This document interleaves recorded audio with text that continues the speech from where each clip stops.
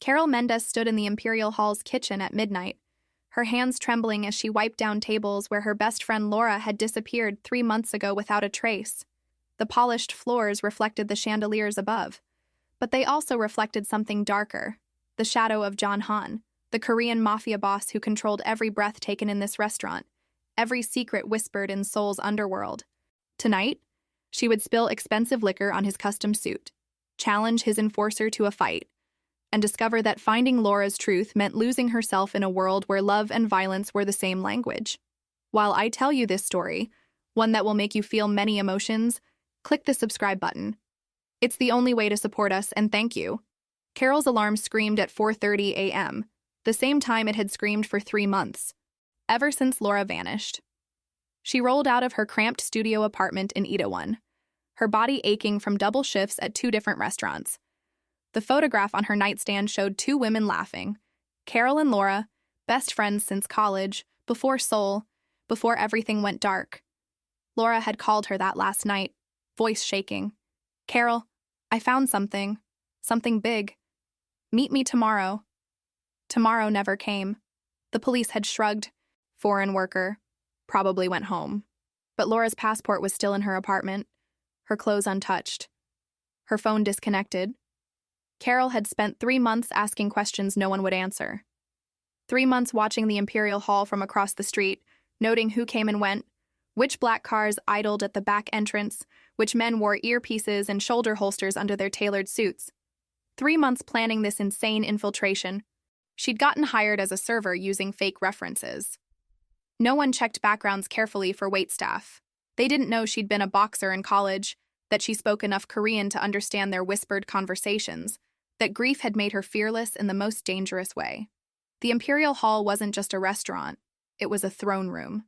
Every Friday night, John Han held court in the private dining room on the 3rd floor. Crime bosses, politicians, celebrities, they all came to pay respect, to negotiate, to beg favors from the man who controlled half of Seoul's underground economy. And Laura had worked there. Carol's supervisor, a pinched-faced woman named Mrs. Park, slapped her hand during training. Never look the guests in the eye, never speak unless spoken to, never, ever go near the 3rd floor. But Carol had already memorized the security patterns. She knew the cameras had blind spots. She knew which guards rotated at midnight. Tonight was her chance.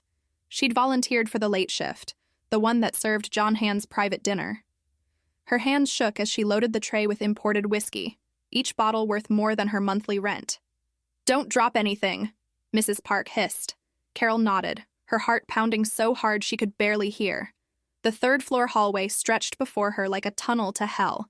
Red carpet, gold fixtures, the smell of expensive cigars and older blood. She could feel eyes on her from the shadows, security she couldn't see but knew was there. The double doors stood open. Inside, John Han sat at the head of a table that could seat 20 but held only 5 men tonight. His suit was charcoal gray, perfectly tailored, no tie. His face was sharp angles and controlled fury, the kind of beautiful that made you forget to breathe until you remembered what he was. A killer. A king. Carol's target. She approached with the tray, each step measured. The conversation stopped. 5 pairs of eyes tracked her movement. She could feel the weight of their attention like hands on her throat. This was it. The moment she'd planned for 93 days. She reached John Han's side, began to pour, and deliberately tilted the bottle too far. $1,500 whiskey splashed across his lap, soaking into custom fabric, dripping onto imported leather shoes. The room went silent. Silent like a held breath before an execution. John Han didn't move, didn't flinch. He simply looked down at the spreading stain, then up at Carol with eyes so dark they seemed to absorb light. "Clumsy," he said in English, his accent barely noticeable. Carol waited for the explosion, for guards to grab her, for consequences. Instead, one of his men stood, a mountain of muscle with scarred knuckles. "I'll handle this, boss." "Handle it how?" "Min-jun." John's voice was soft. Dangerous. The usual way. Make an example. Carol's supervisor appeared from nowhere, bowing so deeply her forehead nearly touched the floor. "Sir, please, she's new. She didn't mean—" "I'll clean it," Carol interrupted, her voice steady despite the fear thrumming through her veins. "And I'll pay for the suit."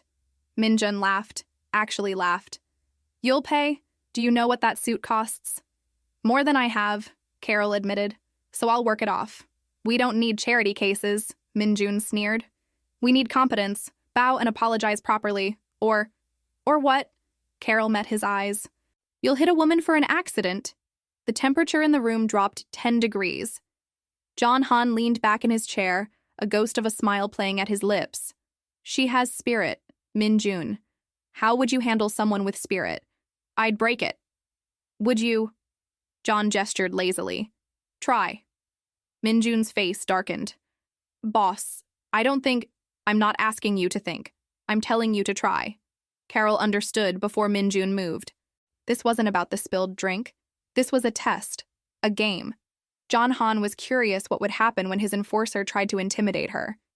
He was about to find out. Minjun grabbed her arm, fingers digging into muscle. "Apologize. On your knees." Carol's boxing training had taught her many things: how to read body language, how to find openings, how to turn fear into fuel. She twisted, breaking his grip, and drove her elbow into his solar plexus. Minjun stumbled back, shocked. The other men jumped to their feet. "Sit down," John commanded, and they froze. His attention never left Carol. "Continue," Minjun charged, all muscle and rage. Carol sidestepped, used his momentum against him, landed 2 quick jabs to his kidney. He swung wild. She ducked, came up with an uppercut that snapped his head back. Blood sprayed from his split lip. "Enough," John said. Minjun wiped his mouth, staring at the red on his fingers like he couldn't believe it was real. Carol's hands throbbed. Her supervisor had fled. The other men watched with expressions ranging from shock to dark amusement. John Han stood, brushing whiskey from his ruined suit. He crossed to Carol, moving with the fluid grace of a predator. Up close, she could see the faint scar along his jawline, the way his eyes calculated everything, the dangerous intelligence that made him far more terrifying than simple muscle ever could. "What's your real name?" he asked quietly. "Carol Mendez." "And why are you really here, Carol Mendez?" Her breath caught. He knew. Somehow. He knew. "I don't— Laura Chen worked here 3 months ago," he continued, his voice casual but his eyes sharp as surgical steel. You've been asking questions all over Itaewon, showing her picture, playing detective." Carol's heart hammered. "Where is she?" "I don't know." "Liar." John's smile was winter itself. "Careful. I admire courage, but stupidity bores me. She called me the night she disappeared. Said she found something. Something that scared her. And you think I'm responsible? You're responsible for everything that happens in this building." John studied her for a long moment. Then he turned to his men. "Leave us." They hesitated. Now.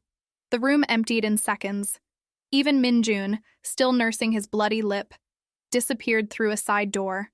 John poured himself a fresh glass of whiskey, this time from an unopened bottle. "Your friend stumbled onto something she shouldn't have seen, but it wasn't me who made her disappear." "Then who?" "That's the question, isn't it?" He sipped his drink.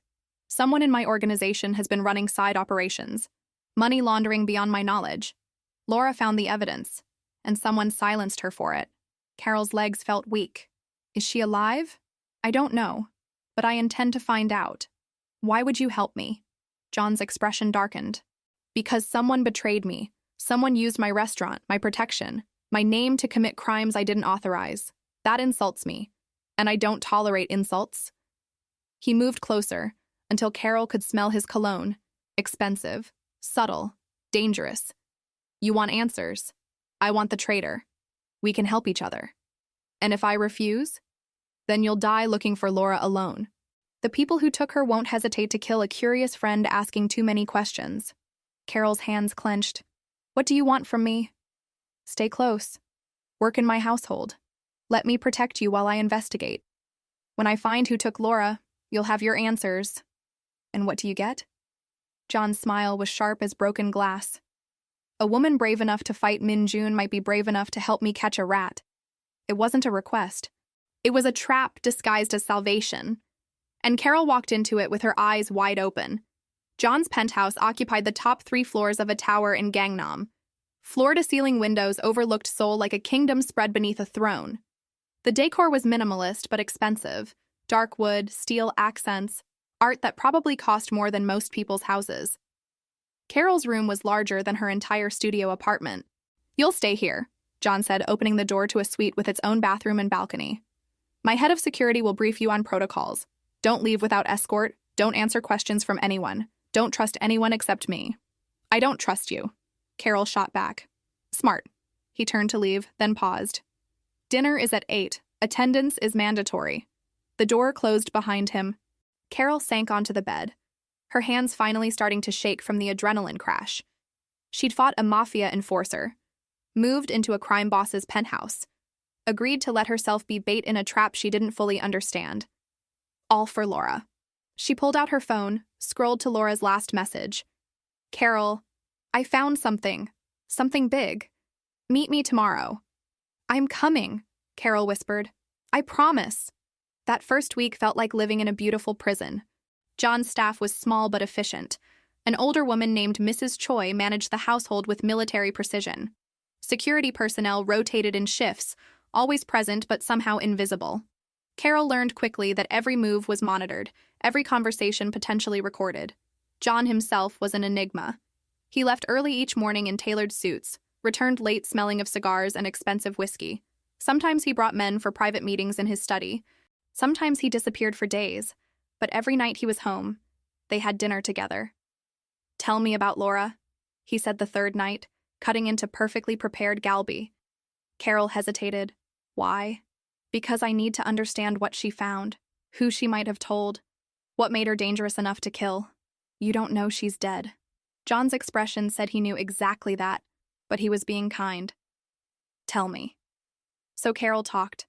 About meeting Laura in college, about their decision to come to Seoul together, about Laura's gift for numbers, her quiet intelligence, her dream of working in international finance. She was too smart for restaurant work, Carol said. But she needed the money, we both did. What changed? What made her suspicious?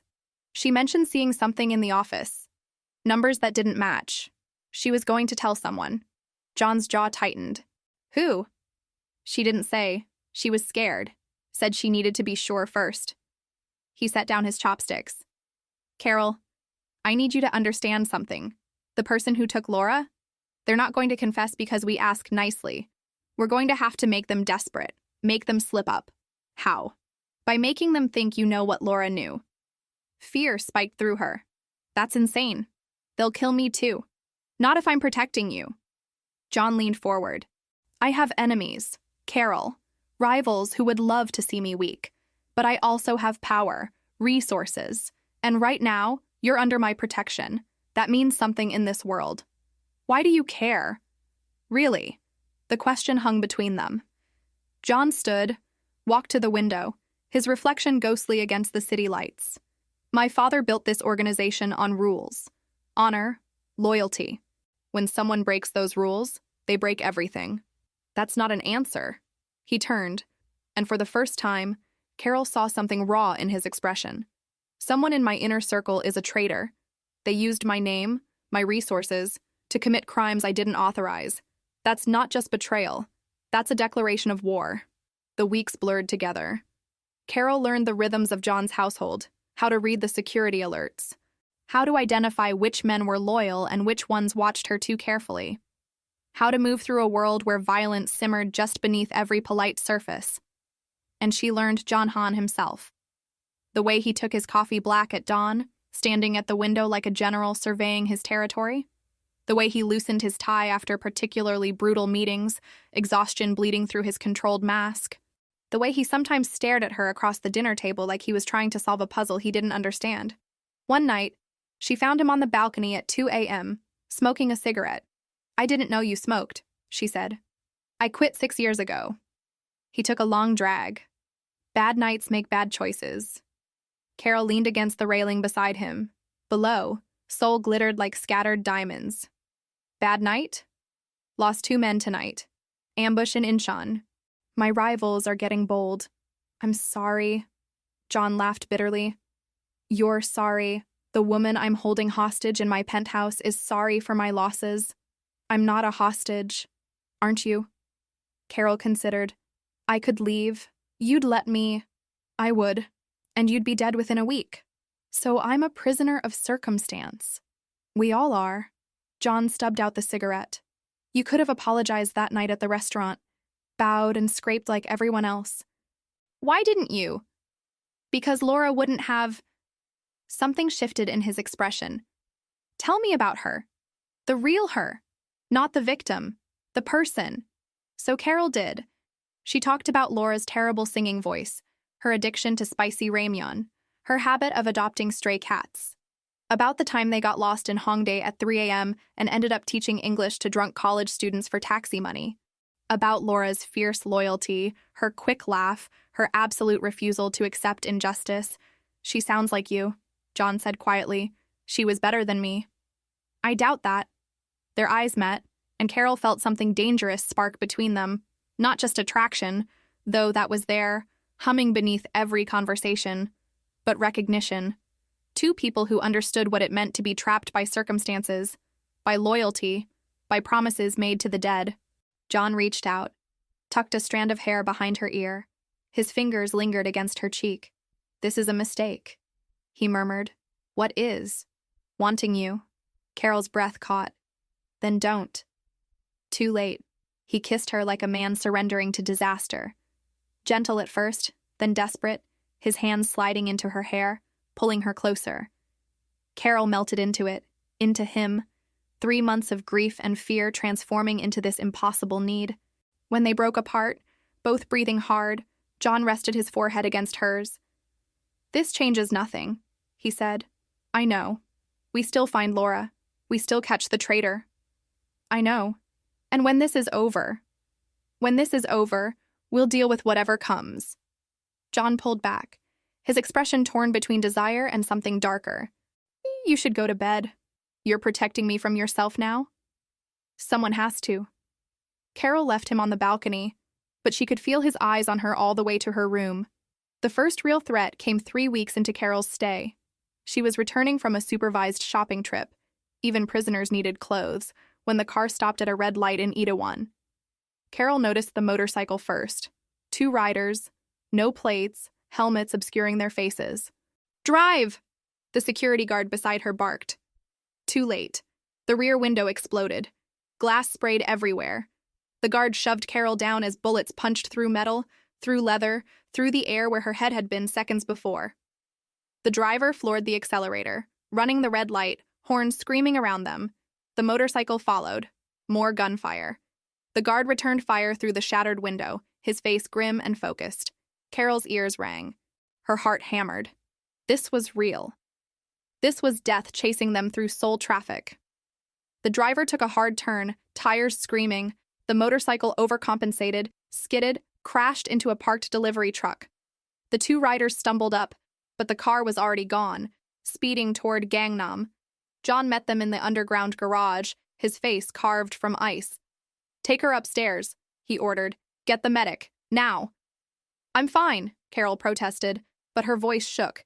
John grabbed her face between his hands, turning her head, checking for injuries with professional efficiency, a small cut on her cheek from flying glass, bruises forming on her arms where the guard had grabbed her.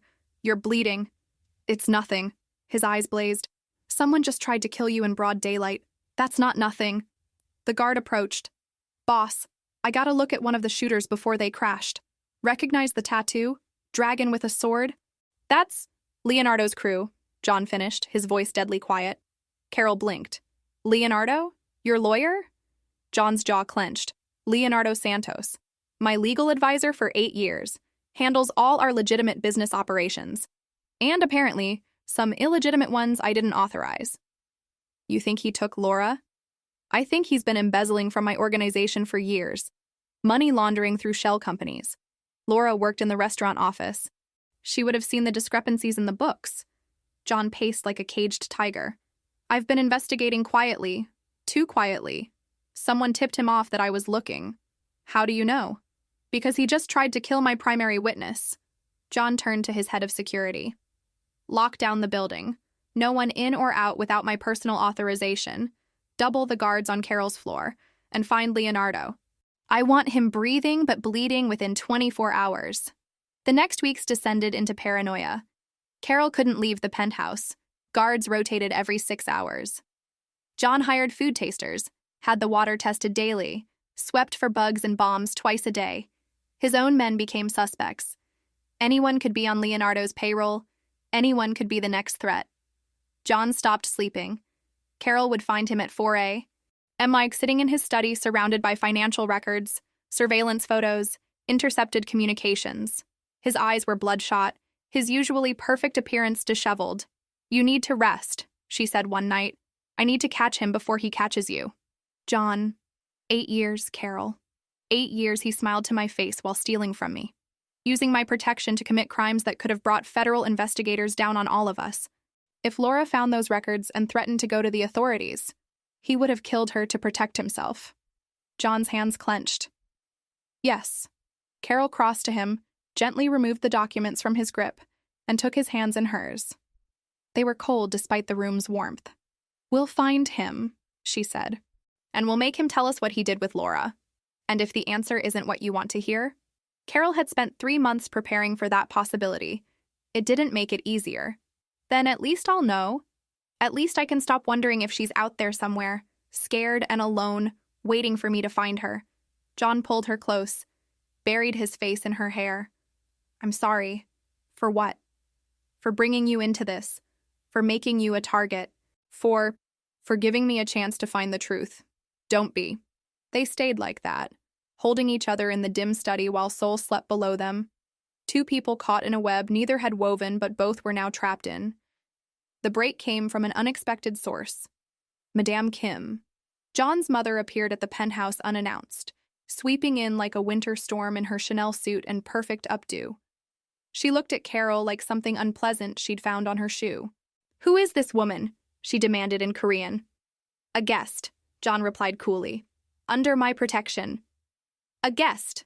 Madame Kim's laugh was sharp. "I've heard rumors. A black waitress living in your penthouse. Your men being shot at protecting her. This is about that missing girl, isn't it? The one who was stealing from you." "Laura wasn't stealing. Leonardo was." Madame Kim's expression flickered. "Leonardo? Don't be ridiculous. He's been loyal for years." "Loyalty is complicated, Mother, as you've taught me." The temperature dropped. Carol watched the two of them face off, mother and son, both powerful, both dangerous, years of history compressed into that single exchange. "I came to warn you," Madame Kim said finally. "Leonardo has been talking to your rivals, the Busan Syndicate. He's offering them information about your operations in exchange for protection." John went very still. "How do you know this?" "Because I still have sources you don't. Because I built this empire before you were born." She turned her cold gaze on Carol. "And because I won't let some foreign girl's revenge fantasy destroy everything your father and I created." "This isn't revenge," Carol said quietly. "It's justice." "Justice?" Madame Kim sneered. "There's no justice in our world, child. Only power, only survival. My son has protected you, but that protection comes with a price. Leonardo won't stop until you're dead. The only question is how many others die with you." She swept toward the door, then paused. "Leonardo is meeting with the Busan representatives tomorrow night, Dock 47 in Incheon. If you're going to move against him, that's your chance." After she left, John stood motionless. "It's a trap," Carol said. "Probably. She wants something." "Your mother doesn't help without an agenda." John's smile was bitter. "She wants Leonardo gone too. He's been laundering money through channels even she doesn't control. That makes him dangerous to everyone. So we're all using each other. Welcome to my world." Carol crossed to him. "Then let's end this, tomorrow night. Whatever it takes." John cupped her face, his thumb tracing her cheekbone. "If we do this, there's no going back. No returning to normal life. You'll be marked as mine, as part of this organization, forever." "I stopped having a normal life the night Laura disappeared." "Carol?" "I choose this," she interrupted. "I choose finding the truth. I choose you. Whatever comes after, we'll face it together." John kissed her like a man drowning. "Then we go to war." The plan was insane. Carol would wear a wire. John would provide backup from a distance. They'd get Leonardo to confess about Laura, where her body was, what he'd done, who else was involved, and then John's men would move in. Simple, clean, suicidal. "I don't like this," Mean June growled. The enforcer Carol had fought weeks ago was now one of her staunchest protectors. Funny how mutual respect worked in this world. "No one likes it," John agreed. "But it's our best shot." They prepared like soldiers before battle. Carol practiced her cover story, a girl desperate to make a deal, willing to trade information about John's operations for safety and money. Leonardo was greedy. He'd believe she was weak. He'd believe she'd betrayed John. The night before the meeting, John found Carol on the balcony. "You can still back out," he said. "No, I can't. Carol, she was my best friend, John, my sister in everything but blood. I can't let her disappear without fighting for her truth." John pulled her close, his arms wrapping around her like a shield against the world. "I'm terrified I'm going to lose you." "You won't. You can't promise that." Carol turned in his arms, looked up at this man who'd become everything.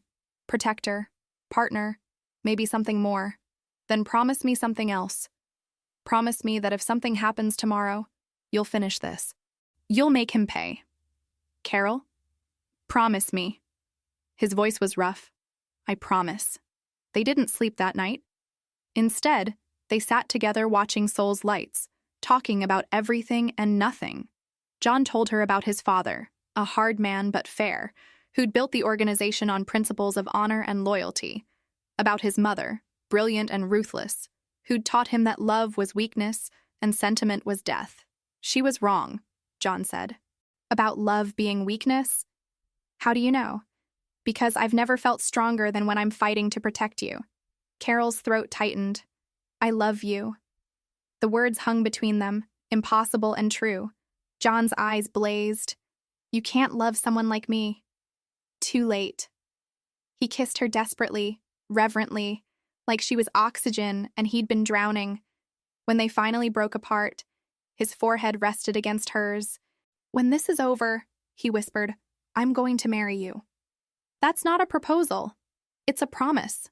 The next evening, Carol dressed in jeans and a leather jacket, hiding the wire under layers of clothing. John's tech specialist fitted the small microphone, tested the signal, gave her a communication device disguised as an earring. "We'll hear everything," he assured her. "You're not alone." But walking into Dock 47 felt like walking into a tomb. The warehouse was abandoned, windows broken, graffiti covering rusted metal walls. 2 cars sat in the loading area. Carol recognized Leonardo immediately. Tall, handsome, his Italian heritage evident in his sharp features and easy charm. He smiled when he saw her. "Carol Mendez, John's little pet project." "I want to make a deal," Carol said, keeping her voice steady. "What kind of deal?" "Information about John's operations. Bank accounts, safe houses, supplier networks. Everything I've learned living in his penthouse." Leonardo's smile widened. "And what do you want in return?" "Answers. About Laura Chen." His expression didn't change, but something flickered in his eyes. "Calculation. What makes you think I know anything about Laura?" "Because she found your money laundering operation. Because she was going to expose you. Because she disappeared the same night she told me she'd found something big." Leonardo laughed. "You've been watching too many movies. Laura was a nosy waitress who stuck her nose where it didn't belong. These things happen. Where is she?" "Dead." The word hit like a bullet. Carol's knees went weak, but she forced herself to stay standing. "Where's her body?" "Han River, weighted down nicely. Fish have probably finished her by now." Rage blazed through Carol's grief. "You monster!" "I'm a businessman," Leonardo corrected. "She threatened my business. I eliminated the threat. Simple economics." Through her earring, she heard John's voice, barely controlled. "Carol, we have the confession. Get out. Now." But Carol couldn't move. 3 months of searching. 3 months of hope. And it ended here, with casual cruelty and a man who smiled while confessing to murder. "Did she suffer?" Carol asked. Leonardo shrugged. "Does it matter? She's dead. You're about to be. And John? He'll never see the knife coming." That's when everything went wrong. Men poured from the shadows, not John's men, Leonardo's. At least 20 of them, armed and moving with military precision. Carol backed up, reaching for the gun John had given her, but hands grabbed her from behind. Leonardo checked his watch. Your boyfriend should be getting a similar surprise right about now. See, I knew he'd come, knew he'd bring his best men, so I arranged for them to be very busy elsewhere. You're declaring war, Carol spat. I'm taking what should have been mine years ago. John's soft. His father was soft. This organization needs someone with vision. Someone willing to do what's necessary. John will kill you. John will be dead within the hour. Leonardo nodded to his men. Take her to the boat. We'll dump her where we dumped her friend. Poetic, don't you think? They dragged Carol toward a side door. She fought, but there were too many. Through her earring, she could hear chaos, gunfire, shouting, John's voice calling her name. Then, the earring was ripped away. Leonardo crushed it under his heel. And tell Laura I said hello when you see her. The boat rocked beneath Carol's feet as they threw her into the hull. Rope cut into her wrists. The cold reality of death pressed close. But Carol Mendez hadn't survived 3 months in John Hand's world by being weak. She'd survived by being smart, by watching, by learning, and by hiding a second weapon in her boot that they'd missed. The boat was 50 meters from shore when Carol cut through the ropes. Her hands were numb, bleeding, but free. 3 guards stood between her and escape. The night was dark, the water darker. If she jumped, she might drown. If she stayed, she'd definitely die. No choice at all. Carol exploded from the hull, the small knife slashing across the nearest guard's leg. He went down screaming. The second guard grabbed for his gun. Carol kicked it from his hand, drove her elbow into his throat, didn't stop to see if he'd survive. The third guard was bigger, faster. They grappled on the pitching deck, waves crashing around them. Carol fought with everything Laura had taught her about being fierce, everything John had taught her about being ruthless. She won, barely. The guard went over the railing with a splash. Carol dove after him, hitting the freezing water like hitting concrete. The current grabbed her immediately, pulling her under. Her lungs screamed, her vision darkened. This was how Laura had died, cold and alone and fighting for breath that wouldn't come. No. Carol kicked hard, broke the surface gasping. Shore was a distant line of lights. Behind her, the boat was turning. They'd realized she'd escaped. She swam. Every stroke was agony.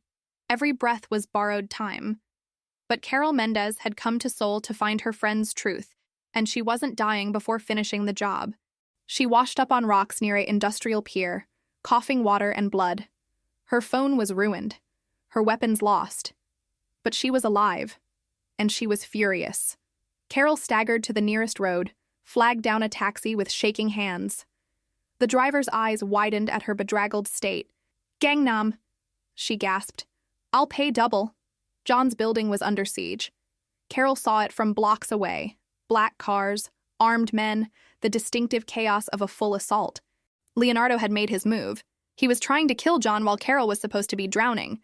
He'd underestimated them both. Carol slipped in through the underground garage. Security recognized her even soaked and bleeding. "Where's John?" "Penthouse. They're trapped. Leonardo's men control the lower floors." "How many?" "Too many." Carol grabbed weapons from the security station. 2 guns, ammunition, a tactical vest. Then let's even the odds. The elevator ride up felt eternal. Each floor dinged past. Each second John was up there, fighting alone, maybe dying alone. The doors opened to hell. Bodies in the hallway. Bullet holes in walls. The smell of gunpowder and blood thick enough to taste. Carol moved through it like a ghost, training taking over. Muscle memory from college boxing matches transformed into survival instinct. 2 of Leonardo's men guarded the penthouse door. Carol shot the first before he registered her presence. The second turned. Minjun appeared from a side room and broke his neck with mechanical efficiency. "Carol?" Minjun's face was bloody but relieved. "Boss said you were dead." "Not yet. Where is he?"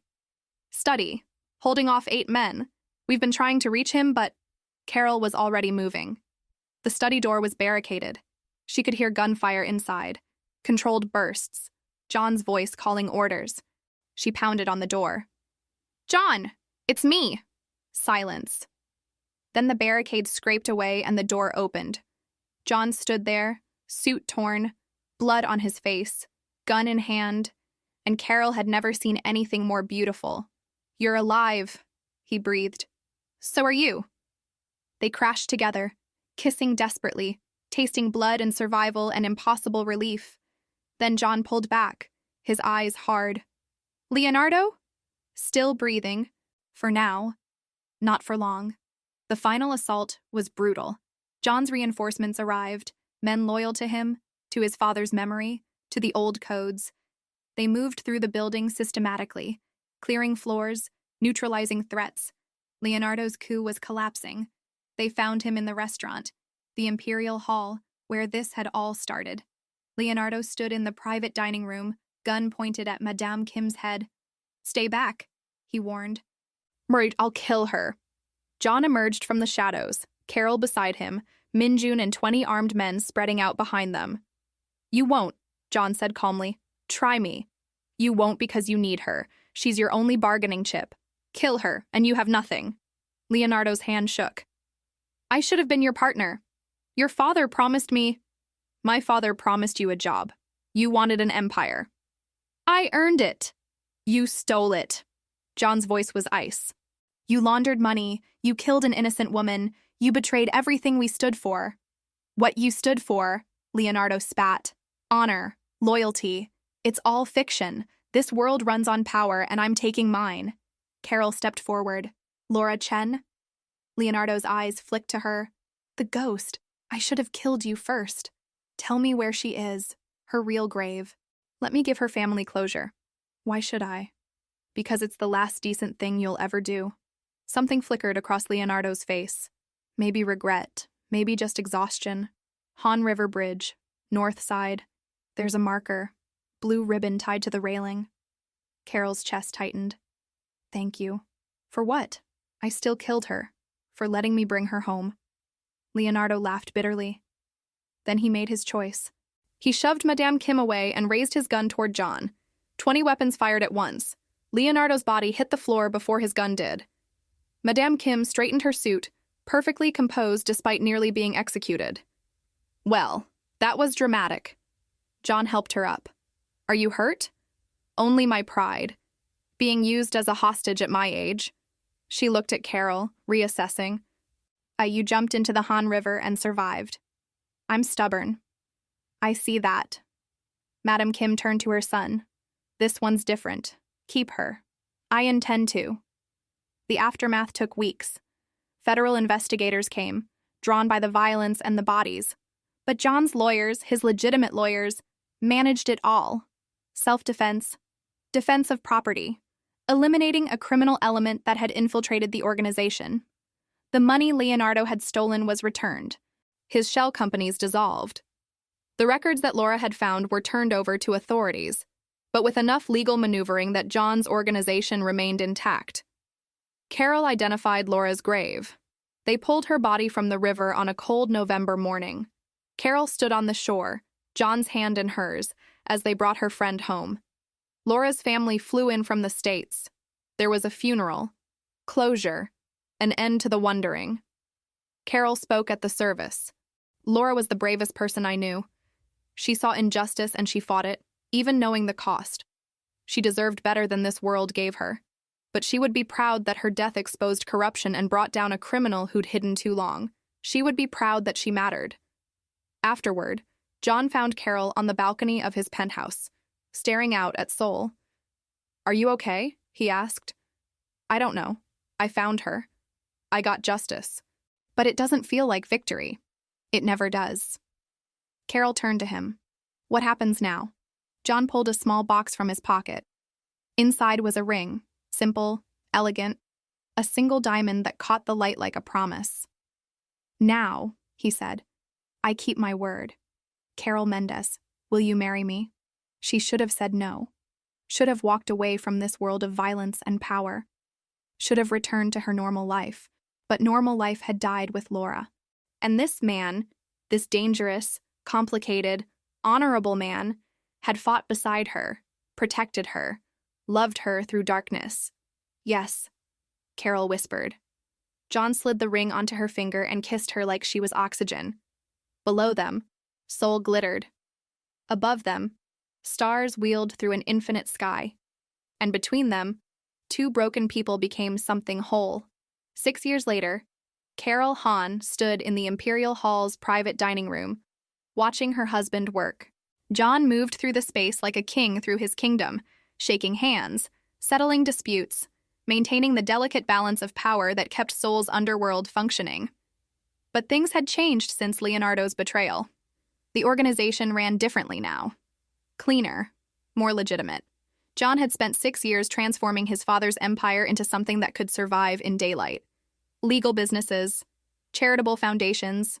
They still controlled territory, still commanded respect, but the violence was surgical now. Necessary. Controlled. Carol had her own role to play. She ran the restaurant, not as a front, but as a legitimate business that had earned 3 Michelin stars under her management. She'd gone to culinary school, studied under masters, transformed the Imperial Hall into something Laura would have been proud of. Laura. Her friend's photograph hung in Carol's office, alongside a plaque, Laura Chen Memorial Scholarship Fund. Every year, they sent 10 young women to college, fully funded, in Laura's name. Justice took many forms. Mommy! Carol turned as a small hurricane in a princess dress crashed into her legs. Soo-jin, age 4, John's daughter in every stubborn, brilliant way. Careful, baby. Daddy's working. But I want to show him my drawing. John appeared, scooping Soo-jin into his arms with practiced ease. Let me see, little tiger. Their daughter had drawn the family, stick figures holding hands under a bright sun. Carol, John, Soo-jin herself, and in the corner, a small figure with wings. Who's that? John asked gently. Auntie Laura, Soo-jin said. Mommy says she's watching us from heaven. Carol's throat tightened. That's right, baby. John met her eyes over their daughter's head. 6 years of marriage, 6 years of building something impossible. They'd had their share of battles, rivals who tested them, authorities who investigated them, moments when the darkness threatened to consume everything. But they'd survived. Together, Min-jun appeared in the doorway. The enforcer was John's head of security now, a trusted friend who'd proven his loyalty 1,000 times over. Boss. The meeting's in 5. I'll be there. John set Soo-jin down, kissed Carol softly. Dinner tonight? Just us? Just us. Carol agreed. She watched him go, this man who'd become her everything, the Mafia boss who'd taught her that love existed even in the darkest places. That honor mattered. That sacrifice was real. Sometimes, late at night, Carol thought about the girl she'd been, the desperate waitress who'd spilled whiskey on a crime lord's lap and started a war. She didn't recognize that girl anymore. The woman she'd become was harder, sharper, more dangerous, but also more complete. Carol looked around the Imperial Hall, at the life she and John had built from ashes and blood and impossible choices. This wasn't the future she'd imagined when she came to Seoul. It was better. Madame Kim appeared, impeccable as always. Time had softened her slightly. She doted on Soo-jin with a grandmother's fierce love. Carol. A moment. They walked to the balcony overlooking Seoul. The city spread before them. Millions of lives lived in the spaces between light and shadow. I underestimated you, Madame Kim said. When John first brought you here, I thought you were a complication, a weakness. And now? Now I know you're the best thing that ever happened to my son. She turned to Carol. You made him remember what our family stood for. Honor, protection, justice, even the dark kind. Carol smiled. Laura taught me that. Justice matters, even when the cost is high. Your friend would be proud. I hope so. They stood in comfortable silence, 2 women who'd found understanding through shared battles. Carol's phone buzzed. A message from one of their scholarship recipients. Just got accepted to medical school. Thank you for believing in me. She showed Madame Kim, who smiled. Laura's legacy grows. That's the point. She died fighting corruption. We're honoring that fight by creating something good from the darkness. Later that night, after Soo-jin was asleep and the restaurant closed, Carol and John sat on their balcony. Do you ever regret it? John asked. This life? Carol considered. 6 years ago, she would have said yes without hesitation. But now, with her daughter sleeping safely inside, with a husband who loved her fiercely, with purpose and power and the ability to create real change, even in a dark world, the answer was more complicated. "I regret losing Laura," she said finally. "I regret that she didn't get to see what her courage created. But this life, us? No, I don't regret choosing you." John pulled her close. "I love you." "I know." Below them, Seoul pulsed with life. Above them, stars wheeled through darkness. And between them, two souls who'd found each other in the shadows built an empire on love and loyalty, and the fierce belief that even in darkness, light could exist. The Mafia boss and the girl who'd challenged him. Partners, equals, forever. If you made it to the end of this story, let us know in the comments which city you're watching from, and click the yellow bell to subscribe to the channel and support us. Keep the adventure going by clicking on the suggested video on your screen.